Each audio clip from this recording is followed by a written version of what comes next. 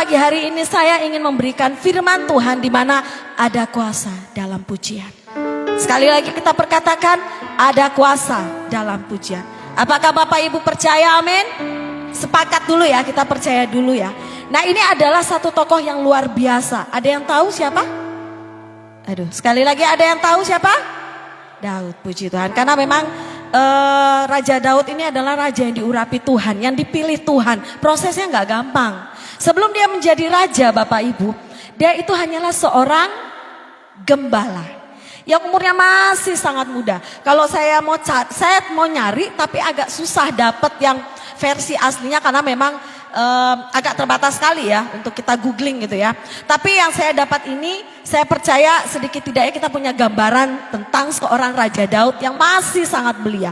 Waktu itu datanglah Nabi Samuel ke rumahnya, memang dia disuruh Tuhan untuk datang tuh ke rumahnya si bapaknya Daud untuk cari anaknya. Karena saya mau pilih dia menjadi seorang raja. Padahal saat itu masih ada raja. Tapi yang namanya juga udah Tuhan yang suruh, Tuhan yang perintahkan, Nabi Samuel ya lakukan aja. Datang ke rumah bapaknya Daud, gak sampai di situ, gak ucuk-ucuk langsung dapat, enggak. Si Daud kan gak di rumah, si Daud kan lagi mengembalakan kambing domba papanya, ya kan? Dikasih tahu ke papanya Daud, saya mau nyari ini karena akan diurapi, akan didoakan, bahkan akan dipilih menjadi raja. Ini Tuhan sendiri yang nyuruh. Papanya kasih benar anak-anaknya yang terbaik, yang memang mereka udah dilatih, mereka prajurit, mereka siap bertempur, apa aja mereka bisa. Karena mereka hidupnya di medan perang, kakak-kakaknya Daud.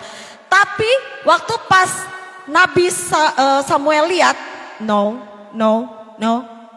gak ada. Terus bapaknya bingung, yang mana? Masih punya nggak satu lagi? Masih ada, tapi dia apa namanya? Lagi menggembalakan. Dia hanya jaga kambing, jaga domba. Ini bapak nih gembala juga di sana. Saya ke Sumba ngeliatin, itu bukan sapi ya Pak, itu kebo ya Pak. Kebo bule gede banget. Tapi anak-anak itu happy. Begitulah Daud. Dia hanya jaga kambing domba tapi dia sudah terlatih. Jangan salah. Makanya don't judge people from the cover. Jangan menilai seseorang dari cover luarnya. Lihat hatinya. Walaupun hanya di ladang, walaupun hanya di kebun menjaga kambing domba, mungkin hanya berapa ekor, nggak banyak-banyak. Tapi di situ dia membangun hadirat Allah. Amin. Di situ dia melakukan pujian dan penyembahan. Bahkan di situ dia memuji nama Tuhan. Dia berdoa. Supaya apa? Kambing domba papa saya yang saya jaga ini diberkati Tuhan, dilindungi Tuhan, dijaga Tuhan. Ya, nah gembala kan kewajibannya apa? Menjaga kan? Menjaga kawanan domba atau hewan yang kita punya kan ya. Pasti segala macam cara akan kita lakukan. Dia lawan singa di situ. Dia lawan ular di situ. Bahkan dia lawan semua binatang-binatang buas di situ. Berarti walaupun tidak kelihatan, tapi dia sudah terlatih secara mental. Amin. Mungkin yang dia lawan itu bukan manusia, tapi lebih daripada itu. Karena itu binatang buas nggak main-main. Sama seperti minggu kemarin. 2 minggu yang lalu atau 2 minggu yang lalu ya Pak Sam bilang gini. Harimau itu binatang buas apa enggak? Walaupun dia tidur tetap buas, ya kan? Walaupun mungkin dia hanya nyengir-nyengir dikit tetap buas, ya kan? Apapun itu nature-nya memang binatang buas. Ya begitulah Daud. Dia sudah terlatih, dia kuat, dia keras. Makanya Nabi Samuel bilang, saya mau yang ini. Saya mau yang ini. Karena Tuhan berkata, dialah orangnya. Makanya kita sebagai manusia, kadang terlalu sibuk dengan kegiatan kita. Terlalu sibuk dengan pekerjaan kita, aktivitas kita. Kita juga kadang terlalu sibuk mengasihani diri. Tuhan, kok saya belum dijawab doanya ya? Kok saya masih sakit-sakit terus ya Tuhan ya? Atau baru flu dikit, pusing dikit. Bu Gembala, saya minta izin hari ini sepertinya cuaca kurang mendukung. Lebih baik kata dokter saya istirahat. Untuk menjaga sistem imun saya, untuk lebih berjalan, melangkah, bekerja besok harinya. Padahal salah loh. Itu bagi saya keputusan yang salah. Karena kita lagi mengkat berkat Tuhan turun atas kita. Bapak Ibu percaya gak ketika kita datang ke gereja, Kita lagi buat satu hubungan. Kita lagi membuka pintu surga tercurah bagi kita. Makanya saya bilang judul firman Tuhan yang saya ambil ini adalah ada kuasa dalam pujian. Kalau kita mau lihat tadi puji-pujian tadi yang dinaikkan sama Pak Gede itu mengandung kuasa, amin. Karena setiap perkataan kita sebagai umat Tuhan mengandung kuasa, amin. Kalau kamu kata-katanya berkat, berkatlah yang terjadi. Tapi kalau kamu kata-katanya hanya makian, kutukan, itulah yang terjadi. Amin. Mari kita buka di Mazmur 3 ayat 1 sampai 2. Mazmur 103 ayat 1 dan 2. Diiringin aja Kak Dandi.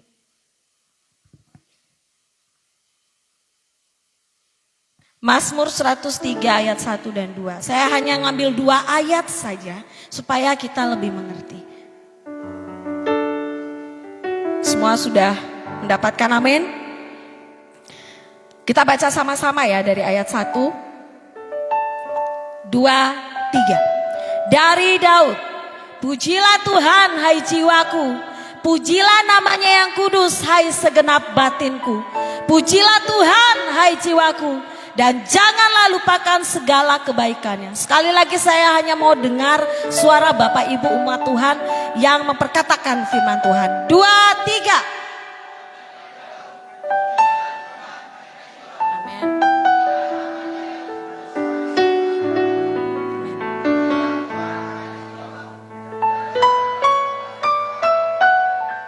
Semalam itu saya mendengarkan satu khotbah renungan firman dari Pastor Chris Manusama. Saya suka banget karena memang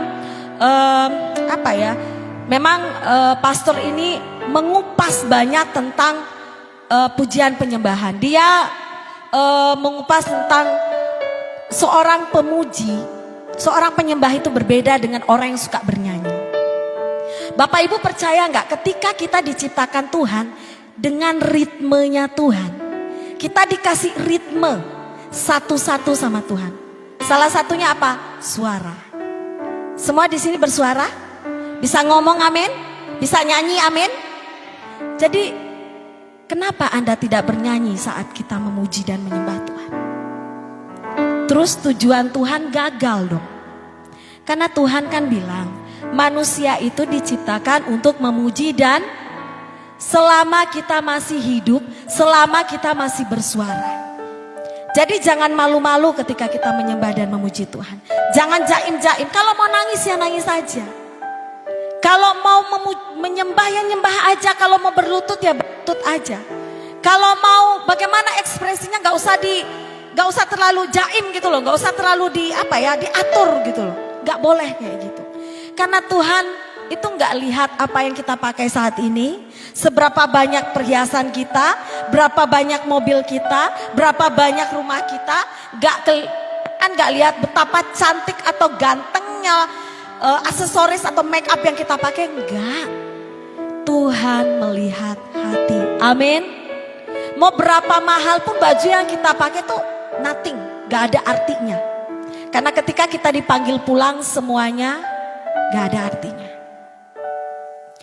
Di ayat 1 dari Daud, pujilah Tuhan hai jiwaku, pujilah namanya yang kudus hai segenap batinku. Saya dapat rema di mana Daud memperkatakan firman ini ketika dia menghadapi Goliat. Coba tampilkan yang cewek Chinese yang tinggi.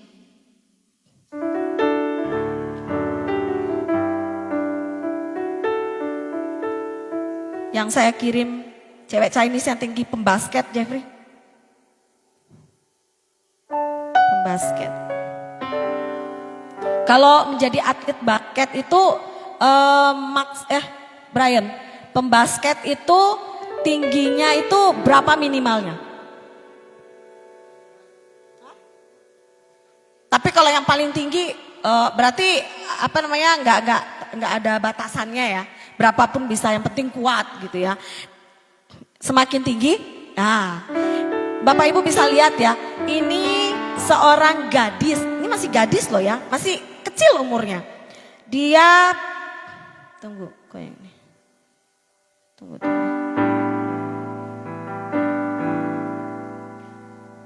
Ya, ini seorang pembasket wanita dari China. Namanya Zhang Ziyu. Maaf kalau saya salah ya. Tapi namanya Zhang Ziyu. Dia memiliki tinggi 220 cm. Tinggi banget ya. Berarti hampir 2 meter lebih ya. Ada lagi yang cowok. Yang sering dipakai di meme-meme itu yang Chinese juga. Ya, itu lebih tinggi. Beda-beda berapa senti. Bapak Ibu bisa lihat ya, 220 cm. Saat ini pemain baru banget, dia mungkin masih belasan tahun kali ya. Dia baru saja mengalahkan pembasket putri Indonesia. Skornya berapa? 109 versus 50. Jadi Indonesia 50, China 109. Ya iyalah, begitu tingginya. Dia cuman plung. Ya Indonesia kan rata-rata gak terlalu tinggi kan. Paling dia apa lu? Plung. Dia gak usah. Gak usah. Saya tahu loh teknik tadi. Treble dulu, gak usah. Dia ambil, plung. Apa lagi? Mana lagi? Ih tinggi banget loh. Nah saya kalau semalam saya nanya sama Bapak. Kalau Goliat tingginya berapa? 200 ya 200-an gitu ya Pak ya. Karena memang mereka dari bangsa raksasa, memang keturunannya raksasa. Ya kurang lebih seginilah. Yang sebelahnya ini temennya, bukan sparring ya, tapi emang temennya, bukannya dari Indonesia. Ini yang normalnya. Oh ini Indonesia. Oh maaf kalau gitu. Ya ini baru main soalnya mereka. Indonesia kalah 50 skornya dan China 109. Nah ini yang dari Indonesia ini yang standar lah ya aku ya. Cuman segini cuy. Cuma segini. Aduh apalagi kita ya. Apalagi saya ya. Mungkin cuma segini. Langsung dijadiin bola. Saya pendek banget. Tapi jangan salah fokus. Senang ya kalau saya gitu. Jangan dong. Satu hal yang mau saya kasih tahu ke Bapak Ibu bahwa apa Goliat-Goliatmu saat ini? Saya penanya, apa yang menjadi persoalan hidupmu? Apa yang menjadi pergumulanmu saat ini? Sakit penyakitkah? Keuangankah? Pekerjaankah? Masalah rumah tanggakah? Atau apa? Bapak pernah nyampaikan khotbah tentang Goliat-Goliat rohani. Saya masih ingat waktu itu. Jadi gini, di firman Tuhan ini di ayat 1, Raja Daud berkata, "Hai Tuhan, hai Daud, hai jiwaku, hai batinku, pujilah Tuhan." Waktu pada saat Daud menghadapi Goliat dengan setinggi itu, apa yang ada di pikiran Daud? Coba, ada yang tahu apa yang ada di pikiran Daud saat itu ketika dia melihat Goliat? Buset, gede banget nih orang. Ya kan, mati gue. Bisa jadi. Kalah, putus asa, ketakutan, gelisah. Mungkin dia berpikir game over. Bisa mati saat itu. Kan kalau kita lihat secara kasat mata, secara mata jasmaninya kita, ini orang gede banget. Daud itu setinggi aku kali ya? Enggak, dia kan masih kecil. Ya imut-imut kayak ibu gembala gini loh. Ya kira-kira kan bisa benar bisa salah Bapak Ibu, ya kan? Ya mungkin Daud seimut-imut inilah.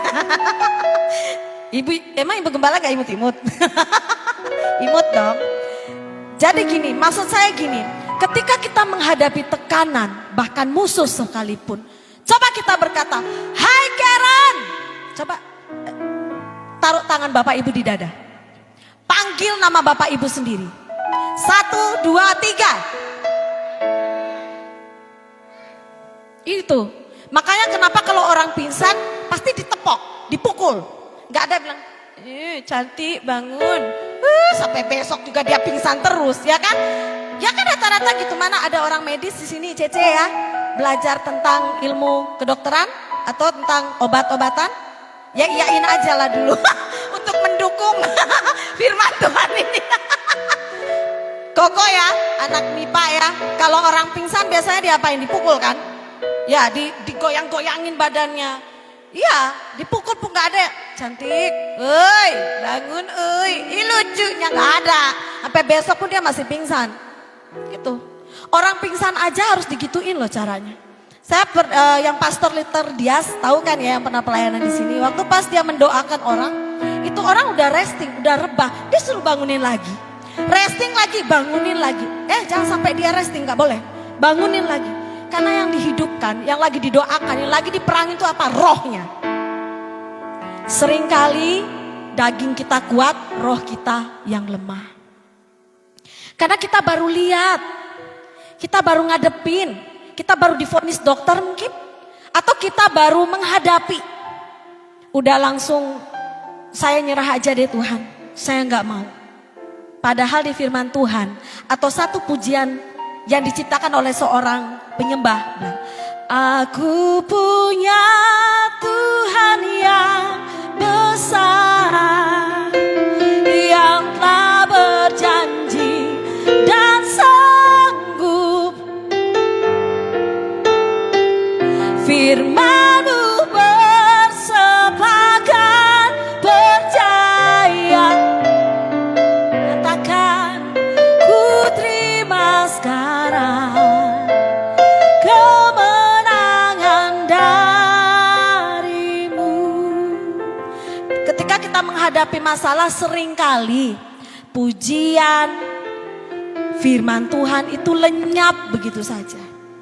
Karena udah takut, udah gelisah, udah ragu, udah berpikir bahwa celaka aku, mati aku. Mau langsung dipanggil Tuhan saat itu juga? Enggak kan? Tapi Tuhan bilang, perkatakan sama diri kamu, ngomong sama jiwa kamu, ngomong sama roh kamu. Hei, penyakit ini tidak akan membawa saya kepada kematian.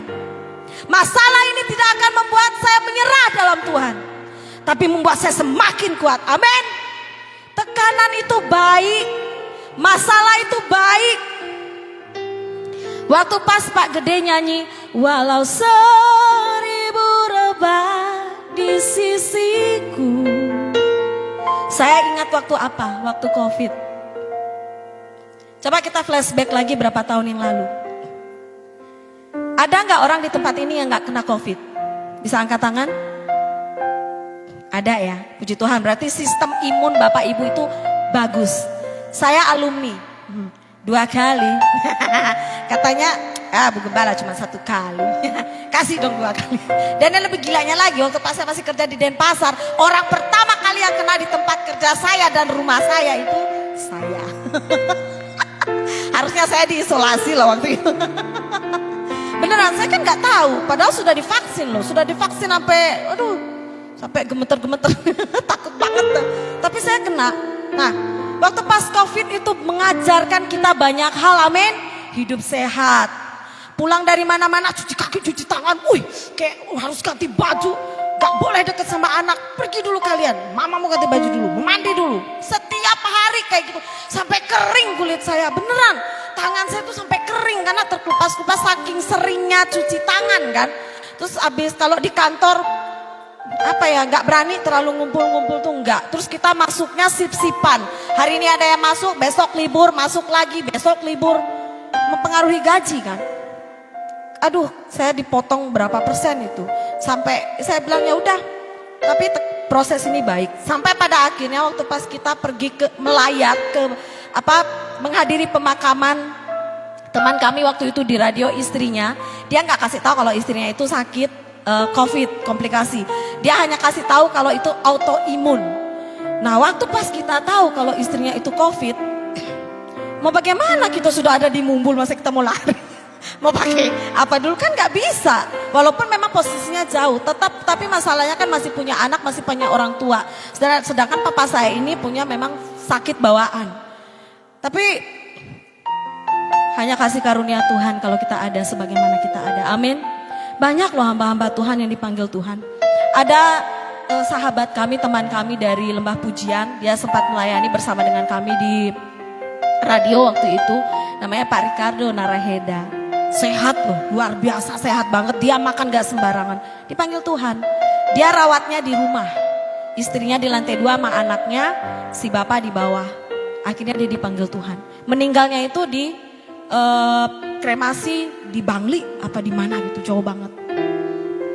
Coba kita pegang urat nadi. Ada urat nadi Bapak Ibu? Ada. Ya coba dicari dulu urat nadinya. Dicari dulu urat nadinya, coba dipegang. Masih nyut-nyutan? Jantungnya sebelah kiri, bukan sebelah kanan Bu Rini. Jantung coba cari yang sebelah kiri, masih berdetak kan? Itu tanda bahwa mujizat Tuhan masih ada sampai hari ini. Amin. Karena gini, hidup kita itu karena mujizat. Cuman kitanya kurang bersyukur. Karena kita mengukur mujizat Tuhan itu dari uang. Enggak gitu konsepnya. Kamu masih ada sebagaimana kamu ada itu karena mujizat Tuhan. Amin. Makanya kalau kamu udah mulai lemah, kalau kamu udah mulai stres, kalau kamu udah mulai takut, kalau kamu udah mulai gelisah, kamu takut menghadapi vonis dokter, kamu ngomong. Pujilah Tuhan, hai jiwaku. Pujilah namanya yang kudus, hai segenap batinku. Ini yang diperkatakan Daud saat dia menghadapi Goliat. Dia berpikir bahwa saya mati. Udah gak ada harapan. Saya mau lari kemana?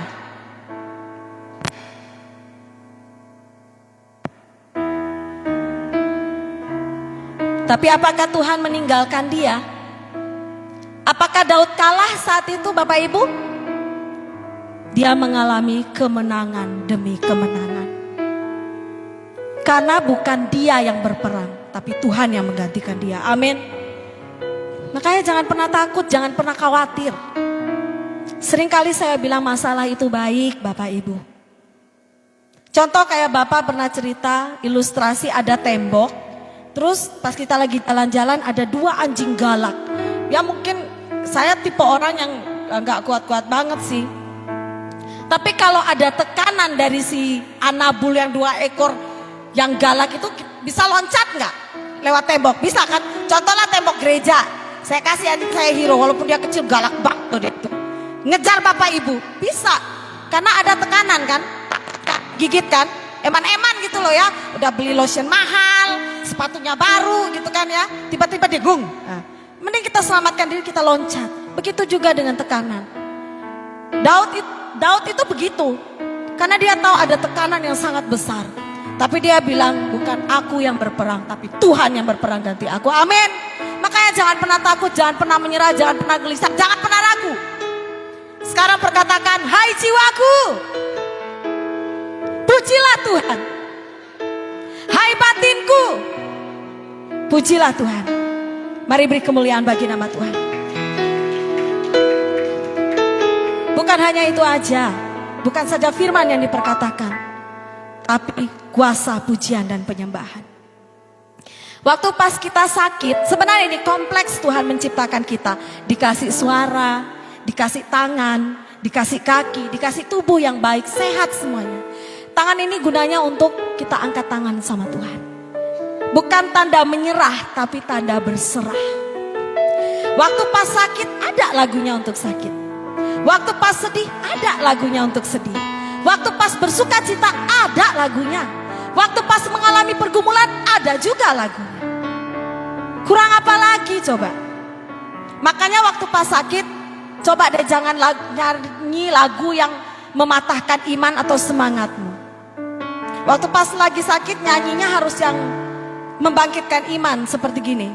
Langit dan bumi, pujilah Tuhan. Mari katakan, sebab Dia ciptakan semuanya. Keagungannya mengatasi langit bumi. Sembah. Sekali lagi katakan, langit dan bumi, pujilah Tuhan. Sebab Dia ciptakan semuanya. Keagungannya mengatasi langit bumi. Katakan.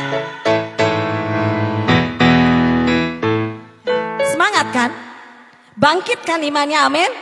Ya tapi kita harus lihat-lihat juga kalau kita di IGD. Contohnya kita. Everybody say, oh. Yang ada dokter datang, Bu kayaknya udah selesai, Ibu silakan pulang. belum diinfus, ditangani aja belum, harus berhikmat. Maksudnya dalam hati aja. Langit dan bumi asik. Ya siapa tahu yang di sebelah bisa sembuh juga. Amin. Karena gini, kuasa Tuhan itu menular. Jamahan Tuhan itu menular. Contohnya gini, kalau kita lagi di gereja ya, duduk sama orang yang cepat banget dia nangis, yang cepat banget dia merasakan hadirat Tuhan, kita akan terpengaruh gak? Contoh simpelnya aja, senyum. Coba senyum sekarang. Lihat yang di samping kanan kiri Anda. Masih senyum juga kan dia kan? Iya. Kalau dia belum senyum, pelototin dikit. Iya dong, jadi gini, ada tekanan di senyuman itu. Senyum dong, senyum. Karena ada orang-orang yang susah banget untuk senyum. Ada anak saya Joshua.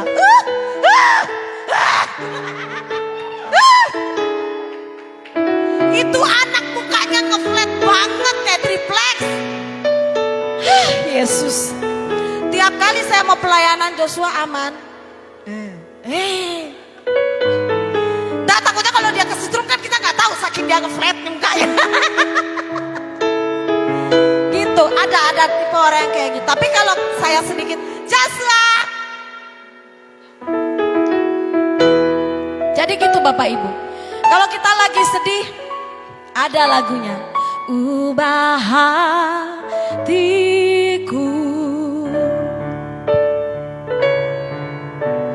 menjadi baru. Mari sama-sama katakan. Ubah hatiku. Lebih dahsyat lagi katakan. Seperti diri. Karena Tuhan itu Tuhan yang luar biasa. Tuhan yang memberikan sukacita. Tuhan yang memberikan kekuatan. Tuhan yang memberi penghiburan, amin. Sampai berapa lama sih kita harus sedih? Sampai berapa lama kita harus merenungi kehidupan kita? Akan tambah terpuruk. Apalagi kalau Bapak Ibu gak bergereja. Akan sangat amat jauh kita dari Tuhan. Yang ada kita gak dapat apa-apa. Karena ketika kita di gereja nih, kita merasa kuat, amin. Karena kita lihat orang pada nyanyi, yang awalnya mungkin mata kita sembab, hati kita lagi gak sukacita. Tapi mau gak mau kita juga harus ikut bernyanyi, amin. Walaupun mungkin meja makan kita gak ada apa-apa. Beras kita di rumah tinggal sedikit. Tapi perkatakan, aku percaya Tuhan, aku pasti diberkati. Aku percaya Tuhan, keluargaku diberkati Tuhan. Aku percaya anak-anakku diberkati Tuhan. Saat ini ku datang menyembahmu. Itu arti penyembahan sesungguhnya. Penyembahan itu keputusan, bukan paksaan. Kita mau menyembah Tuhan, keputusan hati kita. Walaupun WL udah mari kita memuji Tuhan. Hari ini adalah harinya Tuhan. Kita biasa aja. Ngomong apa? Udah belek, aduh sampai air ingus keluar, air mata keluar. Biasa aja. Yang salah bukan pemimpin pujian atau yang melayani di mimbar. Bukan. Yang salah itu kita. Karena kita tidak mau membangkitkan roh Tuhan yang ada dalam kita. Amin. Jadi coba paksakan dirimu untuk menyembah Tuhan. Paksakan dirimu untuk percaya sama Tuhan. Amin. Gini loh, proses hidup itu naik apa turun? Siapa yang bilang turun? Naik dong Cin, kan ada grafiknya. Kalau kita naik terus tiba-tiba turun, cek kembali hati kita. What's wrong? Ada yang salah sama kita. Mungkin kita kurang berdoa, kurang baca firman, kurang punya waktu sama Tuhan. Kalau ada masalah, jangan cari kambing hitam, susah. Emang ada? Gak ada kan di pasar. Gianyar ada Bu kambing hitam Bu Yusi. Jangan. Jangan, makanya kita tuh sering banget tunjuk orang tuh gembala itu tuh, itu. Dia lupa 4 jarinya ke dia. Dia lupa 4 jarinya ke sini. 1 jari doang ke itu orang. Jangan cari kambing hitam. Jangan cari siapa yang benar, siapa yang salah. Cross check hatimu, cross check hidupmu. Makanya orang seringkali cepat ngomongnya, baru dia mikir. Jangan, sekarang kita ubah. Mikir dulu baru kita berkata-kata. Anak Tuhan itu harus memberikan kata-kata positif, amin. Kata-kata yang membangkitkan, amin. Kata-kata yang menyemangati, amin. Jangan waktu pas nengok temannya lagi sakit di rumah sakit, dia lagi terbaring begini. Makanya, makan tuh cabai. Minum tuh kopi. Saya bawain kamu kopi lagi ya. Jangan. Semangat ya guys. Kayak Jeffrey tuh, saya selalu memberikan kata-kata nubuatan sama dia. Iya. Tapi ada juga yang mesti dikerasin. Kamu gak boleh kayak gitu. Kamu harus semangat. Kamu masih mau umur panjang Jeffrey? Masih ibu. Bertobat ya Jeffrey ya. Yes. Saya gak tahu dia udah bertobat apa belum. Next ayat yang kedua. Jadi gini, milikilah iman seperti Daud. Karena saya percaya Tuhan yang sama yang memberkati Daud, Tuhan itu juga yang akan memberkati engkau. Amin. Next ayat yang kedua Jeffrey. Ayat yang kedua berkata, pujilah Tuhan hai jiwaku, dan jangan lupakan segala kebaikan. Sekali lagi, pujilah Tuhan hai jiwaku, dan jangan lupakan segala kebaikannya. Ayat ini diperkatakan Daud ketika dia jatuh di dalam dosa. Dia mengalami pergumulan yang sangat berat waktu itu, karena memang dia seorang raja, dia seorang panglima besar kali ya. Karena lagi duduk-duduk menikmati indahnya pemandangan yang di atas dan di bawah, ya kan? Ada kolam kan di bawahnya. Tiba-tiba dia melihat Bathsheba sedang mandi ya. Lagi bersih-bersih, tergodalah dia. Makanya seringkali orang jatuh itu bukan di angin yang kenceng, enggak.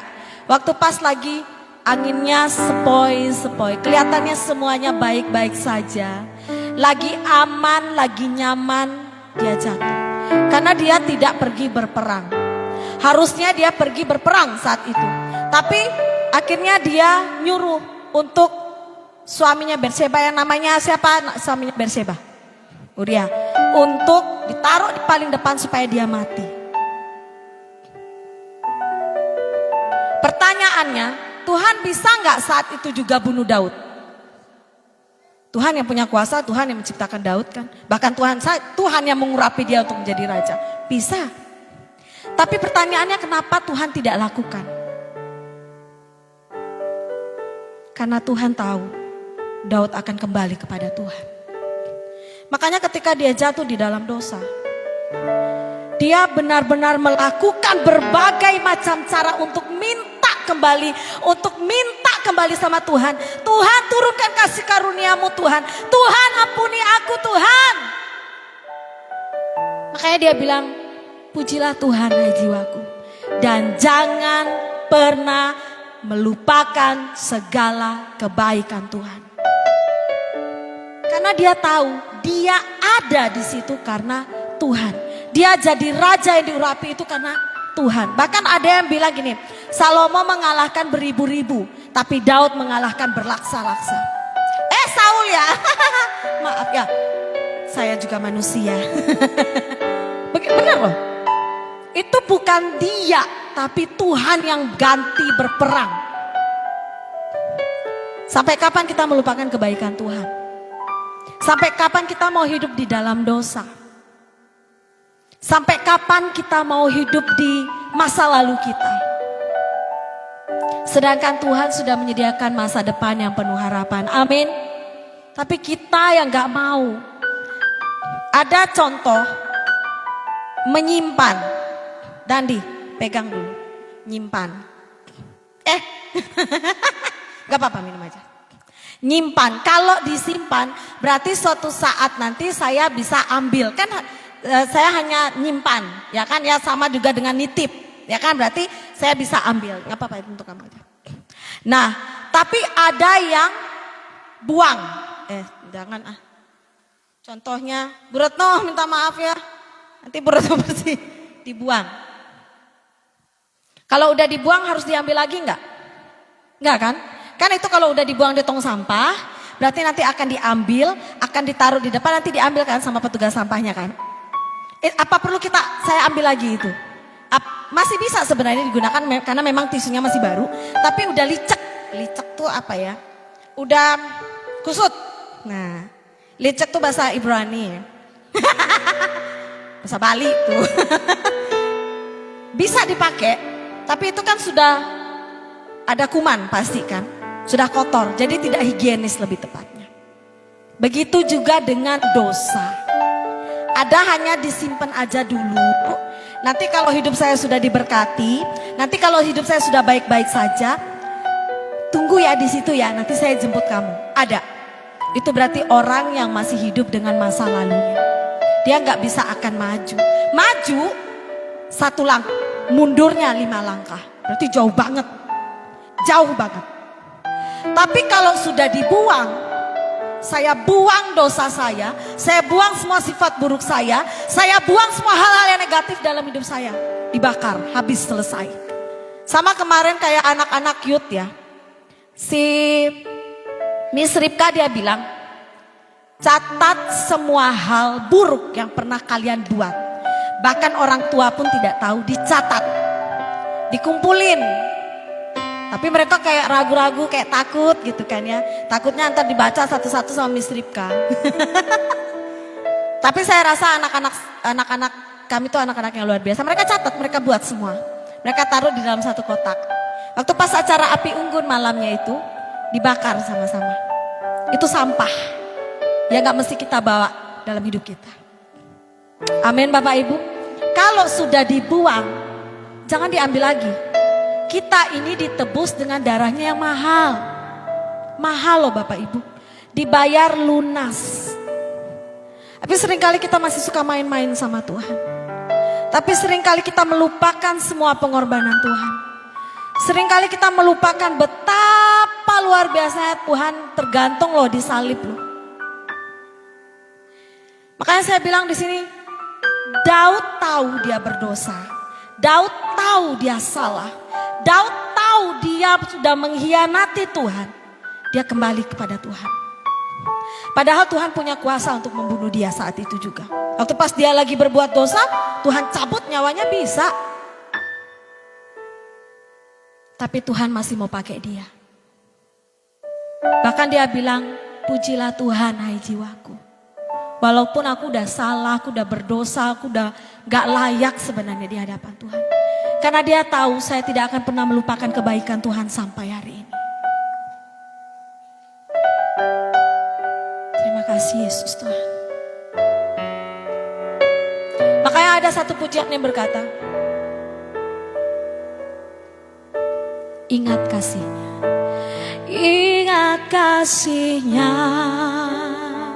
Mari yang tahu lagunya katakan, ingat kebaikannya,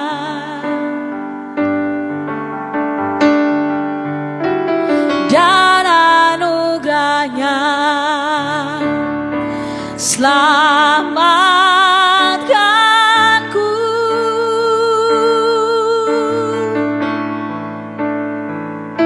Sebab kasihnya setinggi langit, kasih setia Allah.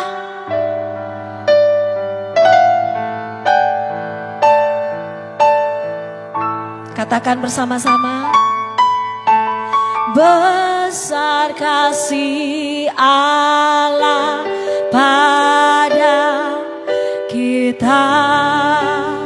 Mari katakan, ku takkan lupa kebaikan Tuhan dalam kehidupan kita. Amin.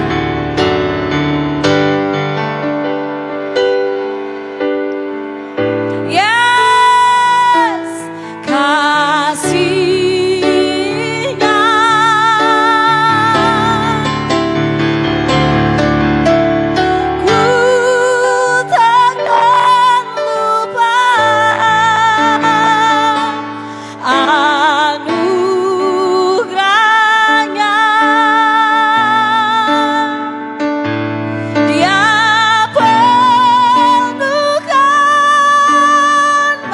katakan, ya.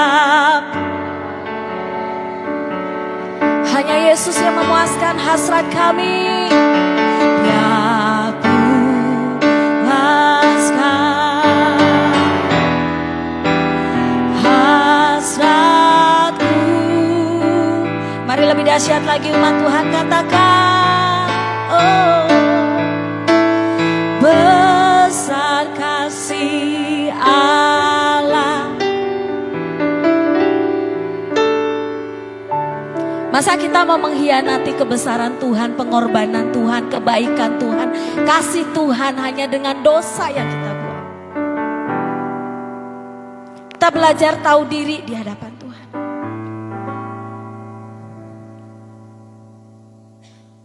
Saya itu dulu hampir mati. Saya pernah sakit.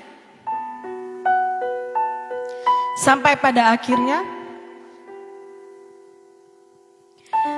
ada 3 vonis dokter, TBC kulit, getah bening, sama apa lagi satu saya nggak tahu. Waktu pas saya dioperasi, saraf saya putus, mengakibatkan pendengaran saya kurang.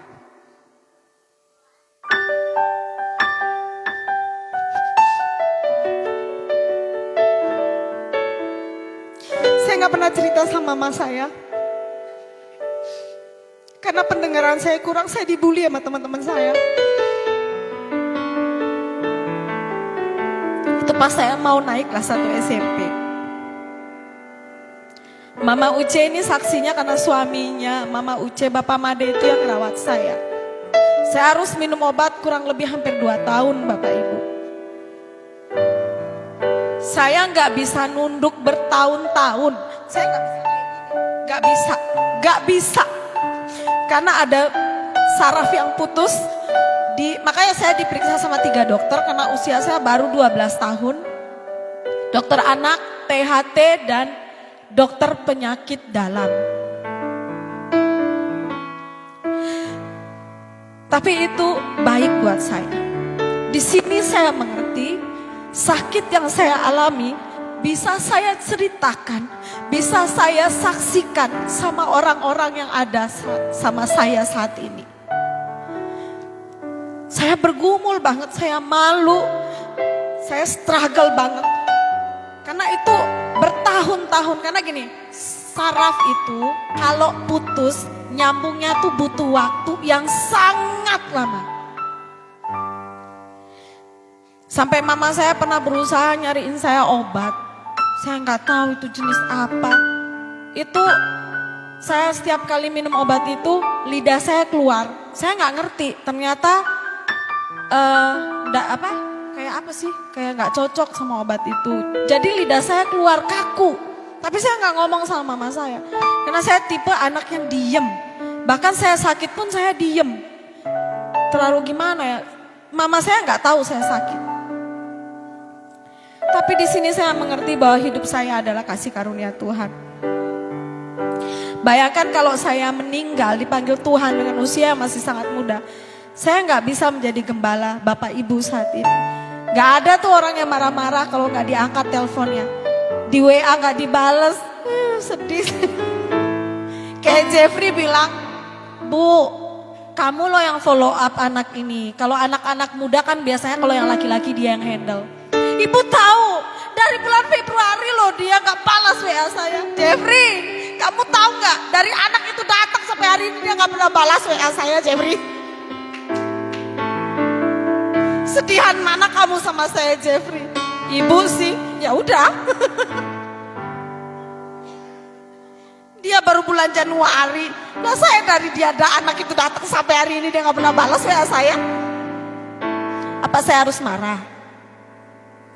Apa saya harus pergi meninggalkan anak-anak itu dan saya tidak mau lagi menghubungi dia? Enggak. Saya tetap berusaha menjadi yang terbaik.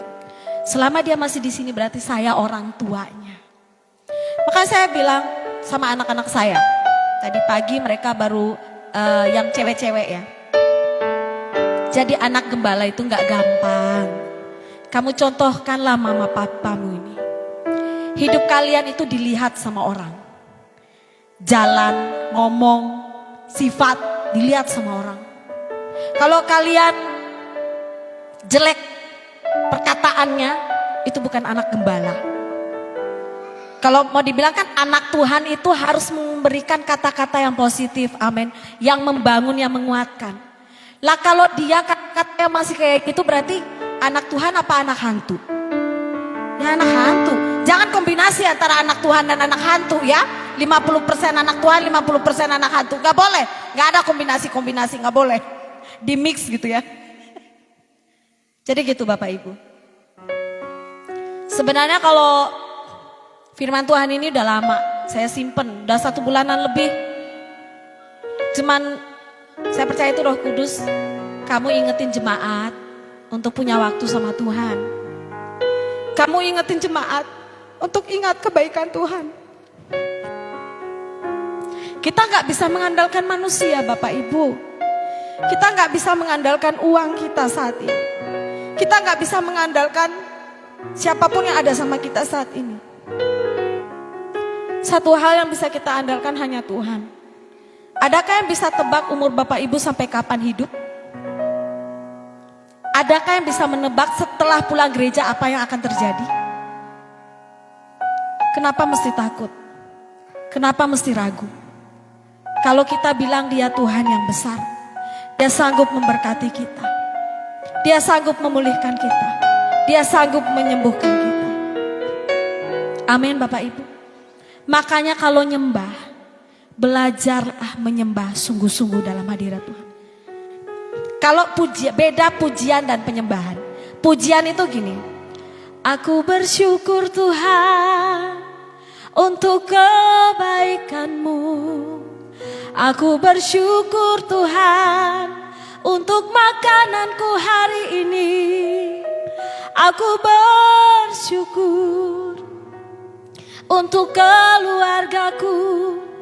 Terima kasih Yesusku. Karena gini, di dalam pujian ada ucapan syukur. Itu namanya pujian. Tapi kalau penyembahan, terima kasih Bapa untuk sakitku. Terima kasih Yesus Tuhan untuk pergumulanku. Terima kasih untuk sakitku Tuhan. Engkau baik bagiku Tuhan. Itu penyembahan. Ketika kita menghadapi badai, masih bisakah kita menyembah Tuhan? Dan kita memperkatakan Tuhan itu baik. Agak susah, tapi belajar. Membangkitkan rohmu, membangkitkan batin yang ada di dalam diri kamu. Makanya ada beberapa orang yang saya doakan, saya bilang gini, kamu udah terlalu jauh dari Tuhan.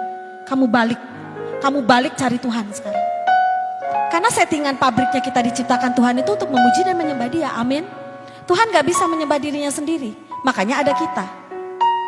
Bahkan Bapak Ibu tahu, waktu pas kita lagi nyanyi memuji dan menyembah, surga diam. Tuhan bilang malaikat stop, saya mau dengar jemaat hor bernyanyi. Saya mau lihat jemaat hor menyembah Tuhan. Saya mau lihat jemaat hor menangis atas kebaikan yang saya buat. Sekali lagi ingat kasih Tuhan. Ingat kebaikan Tuhan.